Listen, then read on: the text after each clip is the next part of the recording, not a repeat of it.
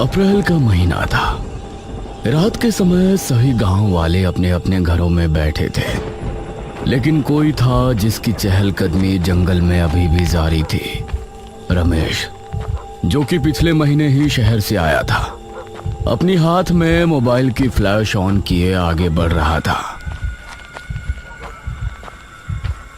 भला किसी पुरानी गुफा में लिखी पुरानी बातों को पढ़ने से किसी की मौत कैसे हो सकती है? ये गांव के लोग भी ना कुछ भी कहानी गढ़ देते हैं। आज तो मैं पढ़कर ही रहूंगा उस गुफा के अंदर क्या लिखा है जो गांव के लोगों ने इतनी दहशत फैला रखी है।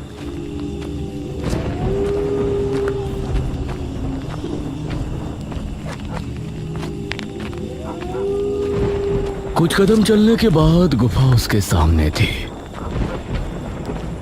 वो बिना कदमों को रोके गुफा के अंदर चला गया।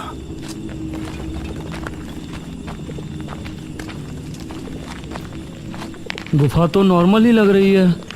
वो बड़ी आराम से इधर उधर देखता हुआ आगे बढ़ रहा था।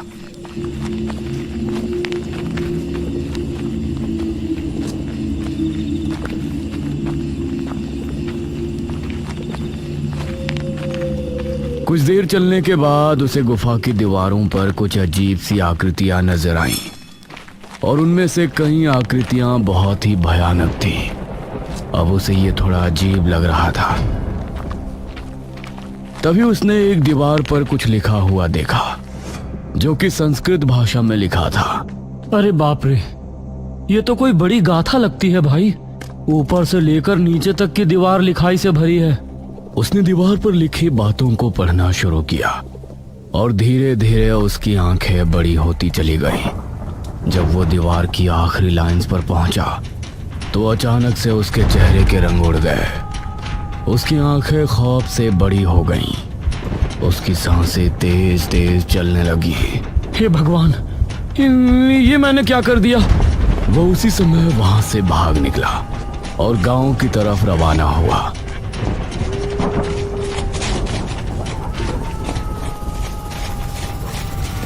कुछ ही देर में वो गांव पहुंच गया और सीधा अपने घर में आकर रुका। हे भगवान, मेरी रक्षा करना।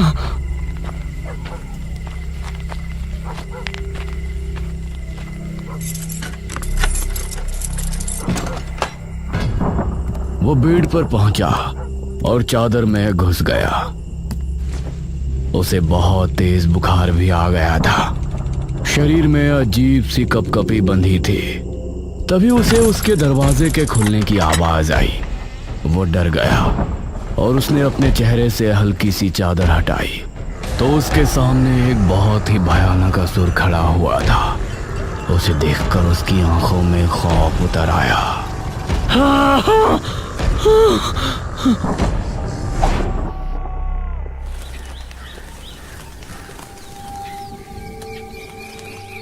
सुबह होने पर उसका दूधिया दूध देने के लिए आया।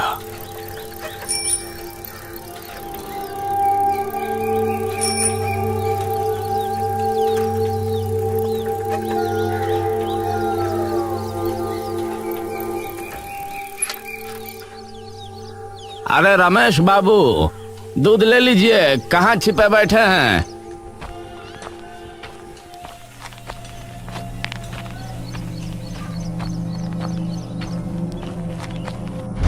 दूधिया ने देखा कि रमेश की लाश जमीन पर पड़ी है।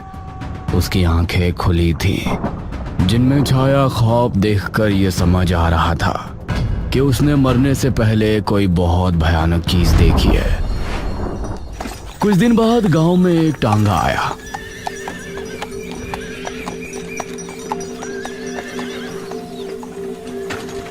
उसके अंदर से मनोज नाम का एक आदमी उतरा। टांगे वाले ने उसके 2 बड़े बड़े बैग भी टांगे से उतारे। शुक्रिया भाई। तभी मुखिया भी अपने एक आदमी के साथ वहां आया।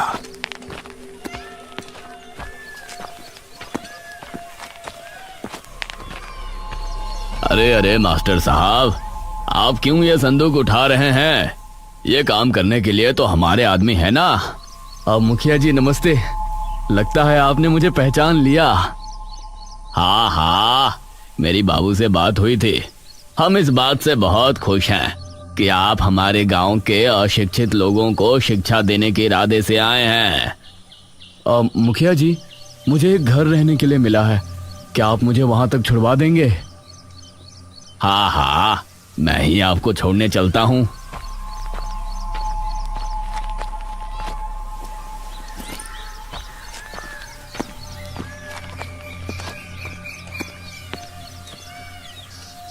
मनोज मुखिया की गाड़ी में बैठा और गाड़ी आगे बढ़ने लगी।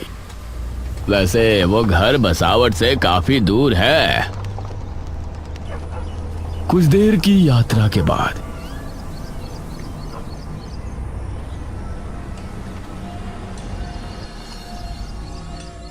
ये उस एक घर पर पहुंचे। एक पुराना सा घर, उसके ठीक पीछे ही नदी बह रही थी और आसपास जंगल था। अरे वाह, ये तो काफी अच्छा है, मुझे ऐसा ही घर चाहिए था। मुखिया के आदमी ने उसके दोनों बैग घर के अंदर रख दिए। मास्टर साहब, आपकी पाठशाला की सफाई का काम आज पूरा हो जाएगा। आप कल से पाठशाला शुरू कर सकते हैं। और शुक्रिया मुखिया जी। मुखिया उसे छोड़कर वहां से चला गया।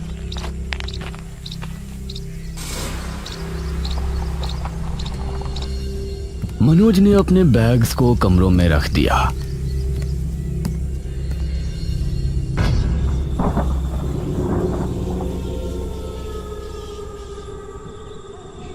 रात हो चली थी और उसे काफी ठंड लग रही थी। हे भगवान, यहाँ इतनी ठंड क्यों लग रही है?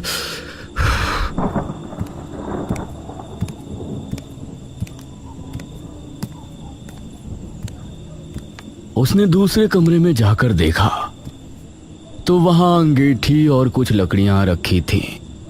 अरे, ये लकड़ियां तो बहुत बड़ी हैं, इनको बिना काटे तो अंगीठी में डाला ही नहीं जा सकता। उसने सभी कमरों में देखा, लेकिन उसे वहां कुल्हाड़ी नहीं मिली। चलो बाहर जाकर देखता हूं, हो सकता है जंगल में छोटी लकड़ियां मिल जाएं। बिना काटे ये तो अंगीठी में नहीं आने वाली। वह घर से बाहर निकला। मौसम काफी ठंड था। उसने देखा कि नदी की तरफ कुछ छोटे पेड़ भी है। उन पेड़ों से छोटी लकड़ियों का इंतजाम हो सकता है। वह नदी के ही तरफ रवाना हुआ। सामने से आती लहरों का नजारा उसे बहुत मनमोहक लग रहा था। वो लकड़ियों को भूल गया और नदी के किनारे की तरफ उसके कदम चल पड़े। एक लहर आई और उसने आंखें बंद कर उसको महसूस किया। उसके घुटनों तक पानी आया और लहर वापस जाते हुए पानी वो वापस ले गई। वाह, कितना खूबसूरत मंजर है ये। तभी उसे उसके पैर के पास कुछ महसूस हुआ। उसने देखा कि मिट्टी में कुछ है। उसने मिट्टी हटाकर देखी तो वो हैरान रह गया। उसके पैरों में एक कुल्हाड़ी पड़ी थी। अरे भाई, ये क्या? कुल्हाड़ी? हाँ, यहाँ तो आसपास कोई है भी नहीं। फिर किसने मेरी इतनी फिक्र की? उसके चेहरे पर मुस्कान छलक आई। मुझे इसी की जरूरत थी। भगवान ने समुद्र के जरिए मदद की है। Thank you God. उसने कुल्हाड़ी उठाई और वापस घर में पहुंचा। कुल्हाड़ी की मदद से उसने लकड़ियां काटी और फिर अंगीठी में डालकर आग लगाई। वाह, अब थोड़ी राहत मिली। उसने अंगीठी पलंग के पास रखी और फिर सुकून की नींद सो गया।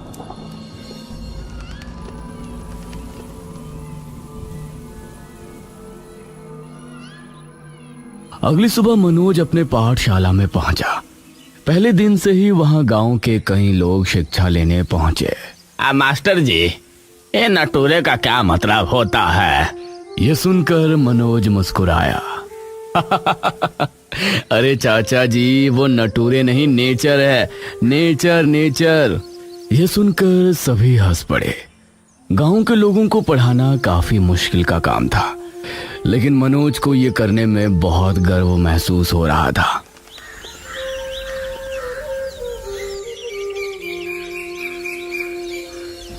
दोपहर होने पर मनोज पाठशाला को ताला लगाया और फिर मुखिया उसे गांव घुमाने जगह जगह ले गया।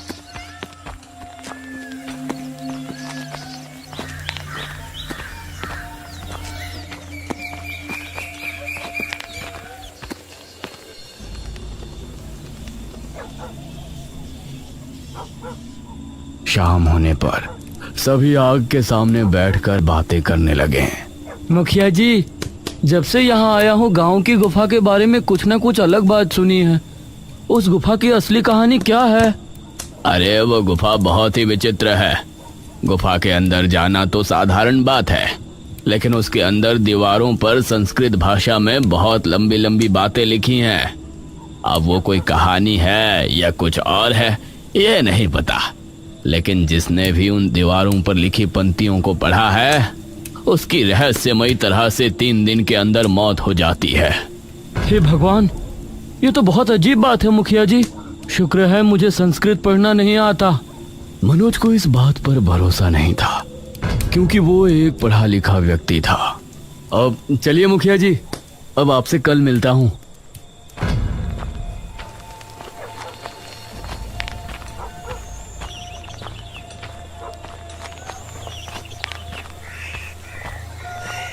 वो फिर अपने घर पहुंच गया।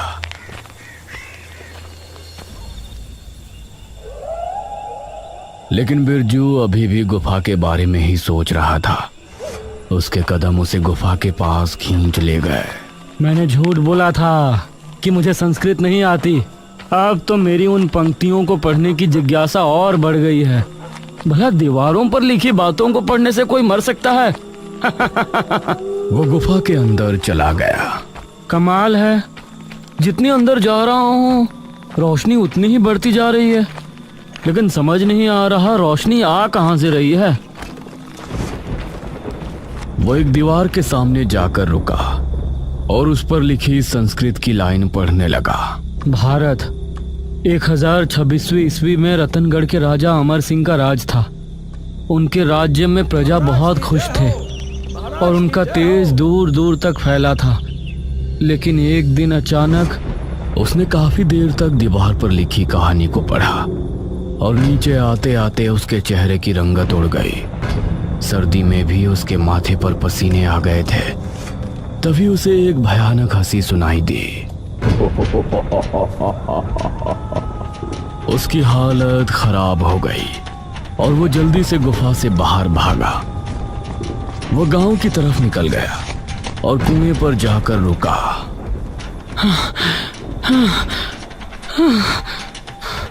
वो लंबी लंबी सांसें लेने लगा।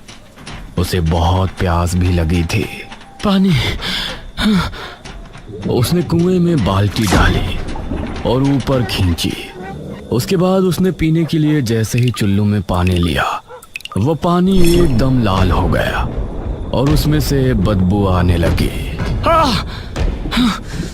उसने चुल्लू का पानी फेंक दिया और बाल्टी पर नजर मारी तो उसके अंदर साफ पानी ही था। वो जल्दी से वहां से अपने घर की तरफ भागा। अरे क्या हुआ आपको? इतना हाफ क्यों रहे हैं? कुछ नहीं, खाना लगाओ। उसने अपने डर को छिपाना चाहा, लेकिन इसमें वो नाकाम हो रहा था। खाइए ना, थाली आपके सामने है। उसने एक रोटी तोड़ी और जैसे ही मुंह में रखी तो उसे बहुत ही अजीब सा स्वाद आया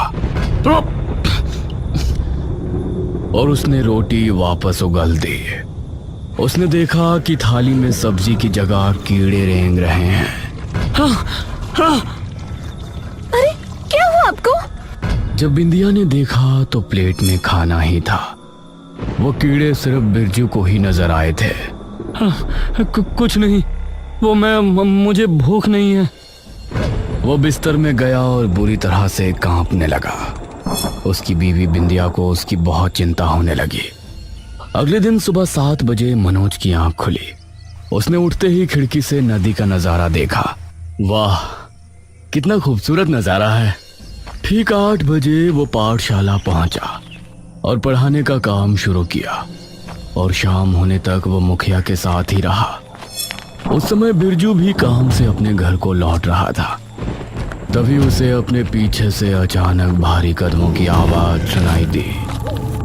उसने डरते हुए पीछे मुड़कर देखा तो वहां कोई नहीं था। उसने फिर से चलना शुरू किया। वो फिर से कदमों की आवाजें उसे सुनाई देने लगी, लेकिन अब उसने रुकना ठीक नहीं समझा और अपने घर पहुंचा। बिंदिया, बिंदिया घर के अंदर नहीं थी। बिरजू ने मटके से लेकर पानी पिया। तभी उसे वही भारी कदमों और हंसने की आवाज सुनाई देने लगी।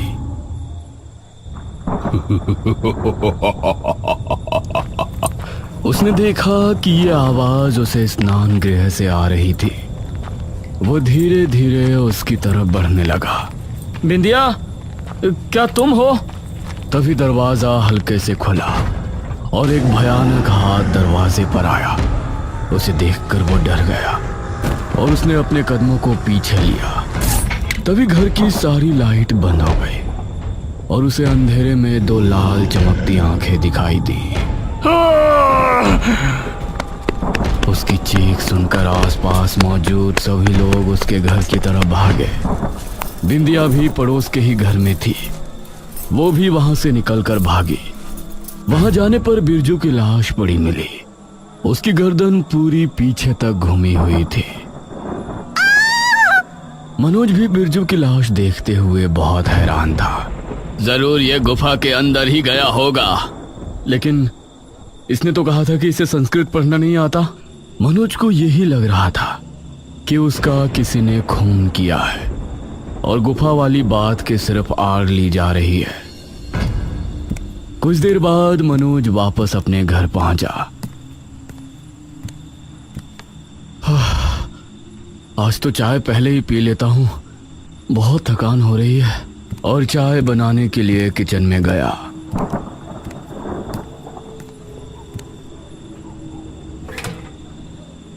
तो पतीला खाली था। अरे यार, दूध वाला तो सुबह आएगा, अब चाय कहाँ से पीऊंगा। तभी उसने किचन के खिड़की से देखा कि नदी के किनारे एक गाय खड़ी है। Oh my God! वह घर से बाहर नदी किनारे पहुंचा तो गाय अभी भी वहां खड़ी थी। कल रात जब मुझे कुल्हाड़ी की जरूरत थी तो कुल्हाड़ी नदी के किनारे आ गई, और जब अब मुझे दूध की जरूरत थी तो गाय आ गई। ये क्या हो रहा है? उसके मन में असमंजस ने जन्म ले लिया था कि नदी किनारे उसे कौन मदद भेज रहा है। और दूसरी बात ये थी कि गुफा के बारे में गांव के लोग जो फैला रहे हैं, क्या वो सच है? ना जाने क्यों वो उसी समय गुफा की तरफ निकल गया। गुफा के अंदर पहुंचकर उसने दीवार पर लिखी बातों को पढ़ना शुरू किया, क्योंकि उसको संस्कृत आती थी। भारत 1026वीं ईस्वी में रतनगढ़ में राजा अमर सिंह का राज था।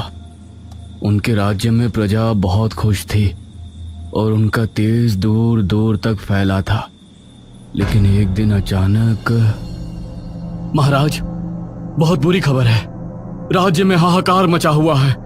आम जन की मृत्यु हो रही है। लोगों का कहना है कि रात के समय कोई दानव आता है, उनकी जान लेकर चला जाता है। उसे देखने वाले कुछ ही लोग जिंदा हैं और अब तक उसने कई लोगों की जानें ली हैं। अगर वो कोई दानव है तो शीघ्र ही तांत्रिक तारानाथ को बुलाया जाए। अब वही है जो हमें उस दानव से युद्ध करने का तरीका बता सकते हैं। तांत्रिक तारानाथ को बुलाया गया। महाराज, कोई भी दानव भला क्यों हमारे ही राज्य में आकर हाहाकार मचाएगा? हमें नहीं लगता कि यह कोई आम दानव है। महाराज, उस दानव ने जहां आखिरी हमला किया था वहां से हमें कुछ मिला है। क्या मिला है? उसे सामने लाइए मंत्री जी। मंत्री ने ताली बजाई और एक दरबार एक थाली लेकर आया।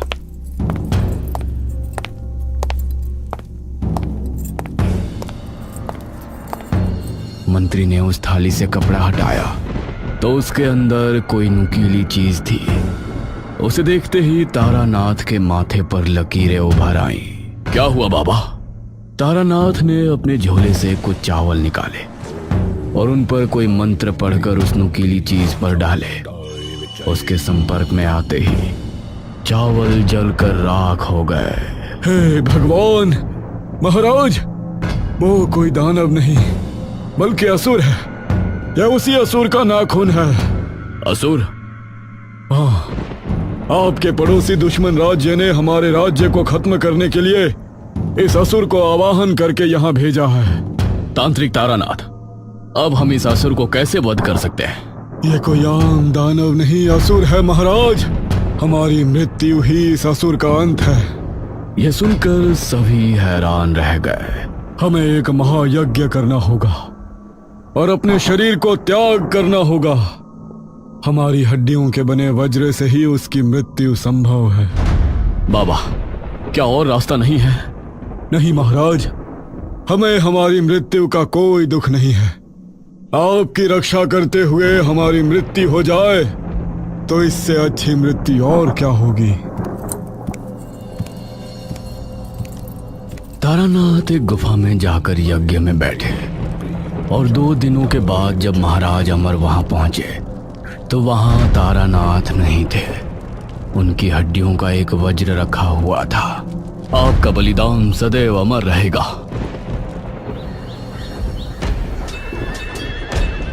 अगले दिन राज्य पर दुश्मन राज्य के राजा रुद्र सिंह ने हमला किया। अमर सिंह अपनी सेना के साथ पूरे जोश और होश से उनका मुकाबला कर रहे थे। अमर सिंह, अब तेरी मौत तय है। अब मैं तुझे मारने के लिए असुर का आवाहन करता हूँ। उसने आंखें बंद की और असुर का आवाहन किया। तभी वहां एक भयानक असुर आ पहुंचा। उसे देखकर सभी खौफ में आ गए थे, लेकिन राजा अमर सिंह ने तारानाथ की हड्डियों का बना वज्र निकाला, जिसे देखकर असुर के चेहरे की हंसी उड़ गई। ये क्या? उस तारानाथ ने अपने शरीर का त्याग दे दिया। क्या हुआ तुझे? तू ऐसे क्यों डर रहा है? तारानाथ की हड्डियों का बना वज्र, इससे तो मेरा अंत हो जाएगा। अब मैं इस युद्ध में तुम्हारा साथ नहीं दे सकता। नहीं, अरे मैंने तुझे असुर लोक से बुलाया है। तू मेरी मर्जी के बगैर वापस नहीं जा सकता। हाँ, नहीं जा सकता, लेकिन मैं अगले 1000 साल के लिए खुद को एक गुफा में बंधित कर सकता हूँ, जहाँ ये वज्र नहीं जा सकता। ये कहकर असुर वहां से भाग गया। अमर सिंह ने उसी समय रुद्र को खत्म करके अपने राज्य को बचा लिया। इतना पढ़कर मनोज रुक गया। अरे, आगे की कथा कहाँ लिखी है? वो थोड़ा और आगे गया तो उसको अगली दीवार पर आगे की कथा लिखी मिली। असुर ने इस गुफा के अंदर खुद को बंधित कर दिया। राजा अमर सिंह अब अगले 1000 साल तक उस गुफा के अंदर नहीं जा सकते थे, मतलब पूरे जीवन काल में कभी भी नहीं। इसीलिए उन्होंने आज्ञा देकर ये सारी कथा इस गुफा के अंदर लिखवा दी। लेकिन गुफा से बाहर आते ही लिखने वाले मर गए। उस समय के ज्योतिषों ने भविष्यवाणी की कि इस गुफा के अंदर जो भी जाएगा और वो ये कहानी पढ़ेगा तो असुर उसे मार देगा। जब कई सालों बाद महाराज अमर सिंह फिर से जन्म लेकर इस गुफा के अंदर जाएंगे तो उन्हें यह कथा पता चलेगी और उनके कदम पड़ते ही अगली रात में ही असुर गुफा से आजाद हो जाएगा और राज्य में हाहाकार मचा देगा। उस समय महाराज अमर सिंह को यह वज्र ढूंढकर उसे खत्म करना होगा। इतना पढ़कर मनोज हैरान रह गया। अब उसे भी डर लगने लगा था। तभी उसे एक भयानक आवाज सुनाई दी।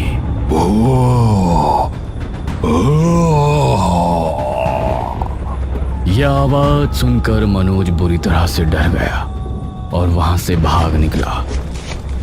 उसे अपने पीछे किसी के आने का अंदेशा हो रहा था। वो बिना पीछे देखे भागता रहा और सीधा अपने घर आकर उसने सांस ली। हे भगवान, मेरी रक्षा करना।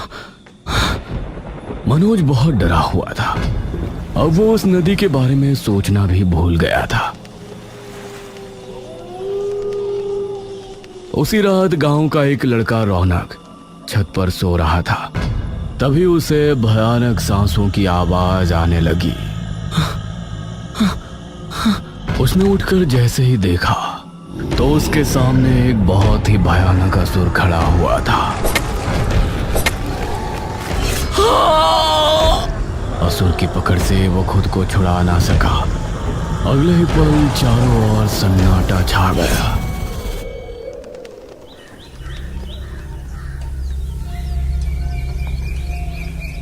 सुबह होते ही गांव में उसके ना रहने की खबर फैल गई और माहौल शोकमय हो गया। ये रौनक कैसे मारा गया? ये तो गुफा के अंदर गया भी नहीं था। मुखिया जी, ये तो बहुत बुरा हुआ। गुफा में तो मैं गया था, फिर ये क्यों मारा गया? धीरे धीरे 3 दिन गुजर गए। असुर ने इन दिनों में कई नौजवान लड़कों को गायब कर दिया। अब मुझे कोई नहीं मार सकता, मैं आजाद हो चुका हूँ। गांव में एक सभा बैठाई गई। पहले तो सिर्फ गुफा में जाने वाला इंसान ही मारा जाता था, लेकिन अब तो बिना गुफा में जाए जो भी लड़का 18 वर्ष हो रहा है उसी का अंत हो रहा है। इसे कैसे रोके मुखिया जी? मनोज मन ही मन अपने बारे में सोच रहा था। मैं गुफा में गया था, मुझे तो कुछ भी नजर नहीं आया, ना ही मेरे साथ कुछ हो रहा है। 3 दिन के बाद भी मैं जिंदा कैसे हूं?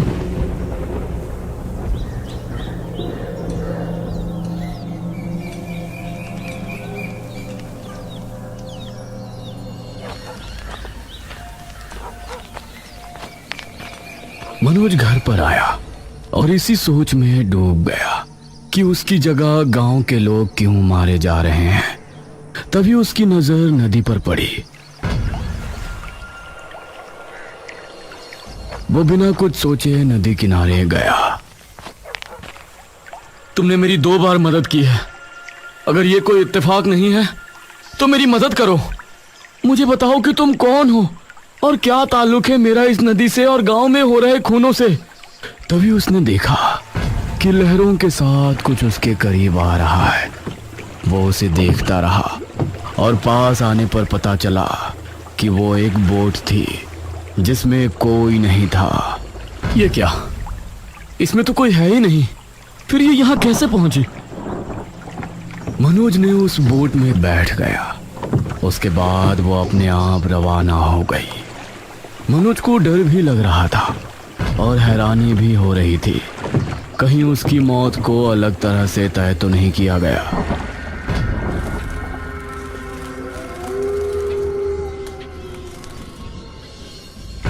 वो बोट एक किनारे पर जा लगी जहां सामने ही एक पुराना किला नजर आ रहा था।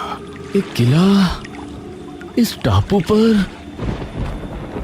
मनोज बोट से उतर किले के अंदर गया। वहां दीवारों पर मशालें जली हुई थी। आ जाइए महाराज। ये सुनकर मनोज ने सामने देखा तो उसे वही तांत्रिक तारानाथ नजर आया। कौन हो तुम? मुझे महाराज क्यों कह रहे हो? मैं तांत्रिक तारानाथ। इस जन्म में आप भले ही मनोज हैं, लेकिन पिछले जन्म में आप हमारे महाराज अमर सिंह थे। ये सुनकर मनोज हैरान रह गया। तुम अगर तारानाथ हो तो तुम तो मर गए थे। आपके सामने मेरी आत्मा है महाराज। इसका मतलब है कि मैं ही राजा अमर सिंह हूँ, इसीलिए मेरी मौत नहीं हुई। जी महाराज, जैसा कि आपने पढ़ लिया होगा कि आपके कदम गुफा में पड़ने के बाद असुर गुफा से आजाद हो जाएगा, तो वो आजाद हो चुका है। हे भगवान, मतलब जितने भी गांव के लोग मारे जा रहे हैं उनका जिम्मेदार मैं हूं? ऐसा ना सोचे महाराज, आप बस उस असुर का अंत कर दें। वो खासकर 18 वर्ष के नौजवानों को इसलिए मार रहा है कि अगर उसने 21 नौजवानों को मार दिया तो फिर वो मेरी हड्डियों के बने वज्र से भी नहीं मारा जाएगा। उसकी शक्ति बढ़ जाएगी। मेरी हड्डियों के बने वज्र को इस्तेमाल करने का समय आ गया है। कहाँ है वो वज्र? आपको डर था कि आपके दुश्मन उस वज्र को ढूंढकर खत्म ना कर दें, इसलिए आपने उसे इस किले के तहखाने में रखवा दिया था। और मेरी आत्मा उसकी देखभाल कर रही थी। मैं आपको बुलाने के लिए ही आपकी मदद कर रहा था कि आप एक दिन मन में सवाल लिए जरूर यहाँ आएंगे और अपने कर्तव्य के बारे में जानेंगे। यह सुनकर मनोज ने आगे कुछ नहीं कहा। तारानाथ की आत्मा के साथ वो तहखाने में पहुंचा जहां रखा हुआ वज्र चमक रहा था। अगली रात गांव के लोगों में डर का माहौल था। रविशंकर के बेटे मोहित का जन्मदिन था, लेकिन खुशी मनाने की जगह सभी खौफ में थे। रविशंकर और उसकी पत्नी मोहित के पास ही बैठे थे। माँ, बाबूजी, आप इस तरह क्यों मेरे सर पर बैठे हैं? मुझे मेरा जन्मदिन मनाना है। अरे बेटा, तुम्हारी जान खतरे में है, हम तुमको अकेला नहीं छोड़ सकते। हाँ, वहीं कुछ लोग घर के बाहर भी टहल रहे थे। मोहित रविशंकर का इकलौता बेटा है, उसकी मौत नहीं होनी चाहिए। हमें उसे हर हाल में बचाना है। हाँ मुखिया जी। तभी इन सभी को भारी कदमों की आवाज सुनाई देने लगी। इन सभी ने पहली बार असुर को आते देखा। इनकी आंखें खौफ से फट पड़ी और दिल बुरी तरह दहल गया। तुम लोग मुझे नहीं रोक सकते। वो रविशंकर के घर की तरफ बढ़ा। तभी कुछ गांव वाले उसकी तरफ भागे। उसने अपने एक ही हाथ से उनको ऐसा धकेला कि वो दूर जा गिरे और फिर उसने रविशंकर के घर का दरवाजा तोड़ दिया। उसे देखकर रविशंकर और उसकी पत्नी डर गए और मोहित का दिल दहल उठा। असुर ने आगे बढ़कर मोहित को अपने कंधे पर उठा लिया। तुझे तो मैं गुफा में ले जाकर आराम से खाऊंगा। वो मोहित को लेकर घर से निकला। तभी उसके सामने मनोज आ गया। छोड़ दे इसको असुर, छोड़। ओह, तो तू मुझे रोकेगा?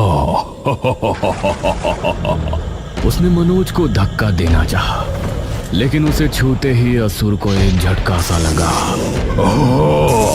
मोहित उसके हाथ से छूट गया और उसके माता पिता ने उसे खुद से चिमटा लिया। यह कैसे हो सकता है? मैं तो तुझे मच्छर की तरह मसलने की शक्ति रखता हूँ। तभी मनोज ने अपने पीछे छिपाया हुआ वज्र निकाला, जिसे देखकर असुर हैरान रह गया। मैं कोई आम इंसान नहीं, राजा अमर सिंह हूँ। तेरी मौत। यह सुनकर असुर के चेहरे पर खौफ उतर आया। वो वहां से भागने लगा। तभी मनोज ने आगे बढ़कर उसके सीने में वज्र घोंट दिया। असुर बुरी तरह से अहंकार भरने लगा। सभी गांव के लोग वहां इकट्ठे हो गए।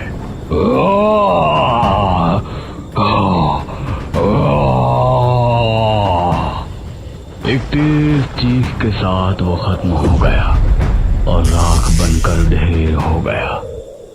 मास्टर साहब, आप ही हमारे पूर्व काल महाराज थे? जी, वो तो पिछले जन्म की बात है। मैं अब सिर्फ आपका मास्टर साहब ही हूँ। मोहित के माता पिता ने मनोज का धन्यवाद किया और सभी ने उसकी हिम्मत की सराहना की। मनोज को अब बहुत अच्छा लग रहा था, क्योंकि उसने गुफा के खौफ को हमेशा के लिए खत्म कर दिया था और असुर के साथ बुराई का वध कर दिया था।